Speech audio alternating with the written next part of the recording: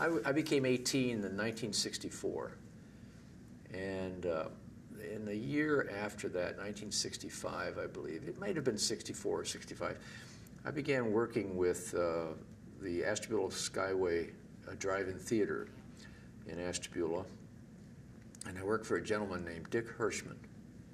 And one night I was working very late, as we're wont to do at a drive-in theater, and a car came in filled with, I just recall it being filled, packed to the gills with people. And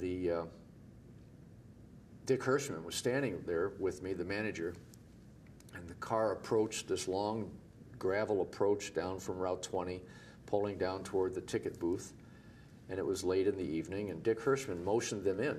And they waved at him, and he waved at the car, and they got in without having to pay.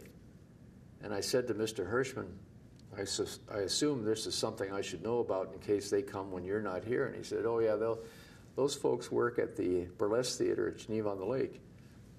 And we let them in free here, and our employees get in free at the Burlesque. And I said, well, when were you going to tell me? And he said, well, now you know.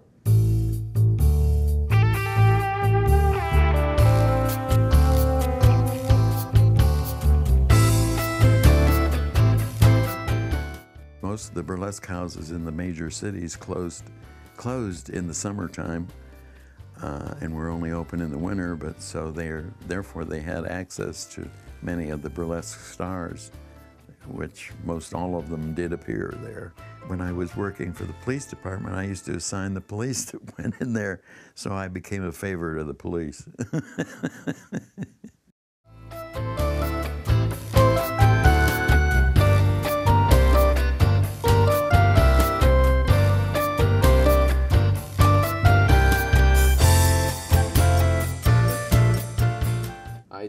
I tried it. I walked up to the ticket booth and told the person that I worked at this Ashtabula Skyway Drive-In, and she just tilted her finger to come forward, and I went right into the theater. Now, I felt like I just got into the bank vault, and I didn't want to screw it up. I didn't want anybody to see me. I didn't know what my parents would think, but this was a place I wanted to be, and I sat in the back row, and the band played, and the ladies danced, and the jokesters joked, and I thought, here I was, 18, 17, 18, sitting in the back row of the burlesque at Geneva-on-the-Lake, and I could walk home, and I thought, if life was, it just was a great time to be alive. And I laughed, and I was astounded at what the ladies did, and the number of people. That was a ratifying factor, that the number of people were in there laughing like I was laughing. I didn't feel I was doing anything wrong. I knew that I was in a place that some people thought I shouldn't have been if they found out, but it was funny, it was entertaining, and it's part of the fabric of my memory of Geneva-on-the-Lake. They would have comedians and then actual strippers, but and which would have been considered quite risque, but probably not as much risque today as they did seem back then, because well, television shows more than that now today.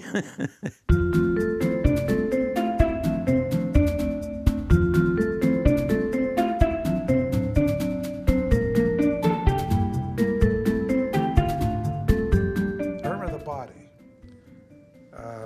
She was performing there, and her real name was Mary E. Goodneighbor.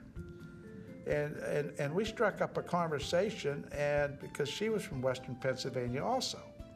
She was from right outside of Greensburg, Pennsylvania, which is only about 20 miles from where I was from. And her dad was a minister, Baptist minister. And Irma was quite the girl. She'd wear this tigress outfit, which was, and she'd rent a bicycle from the bicycle track in the mornings and ride around town, and pretty soon you'd see an entourage of bicyclers following her. And so this one morning she pulled into my stand and ordered a glass of milk. And she's sitting down drinking a glass of milk, and here because all these bicyclers pull into my parking area, and they're ordering Cokes, and they're all looking at Irma drinking milk. And then later on, when she gets up to leave, they all leave their drinks half, and they get on their bike and they follow Irma. It was like a Pied Piper scenario. It was kind of funny. She was good for business, I'd say. I sold a lot of Cokes.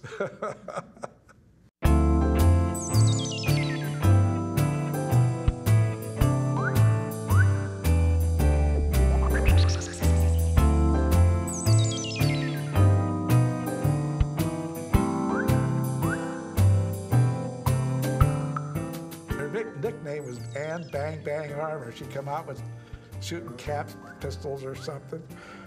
But she was a very nice lady.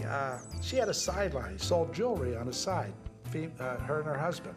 Wherever she went, her husband went with her. They'd come into the restaurant. But they didn't just come to the donut shop. There was some kind of advanced aura ahead of them. I mean, they would come, but it was almost like the universe was being, the air was being pulsated. And they would drive up I remember specifically, more than one occasion, driving up in a large convertible car with a lady coming out with a dog and red heart glasses and well-groomed and well-dressed and coming in to the donut shop, and you just knew the words, they're here, they're coming, she's coming. I remember Busty Russell and another name that will come to me shortly would come in and they'd order their donuts, and then they'd go back, and life would stop. If you looked at the clock when they first got there, and you looked at the clock after they left, you'd say, where did those 5 minutes go? You would just stand there mesmerized by these ladies who commanded your attention. And they would return to the car and drive away, and then life would go on. And there were 5 minutes that were lost somewhere watching this display of beautiful ladies never coming out of their role. Right here at Geneva, right here at Geneva.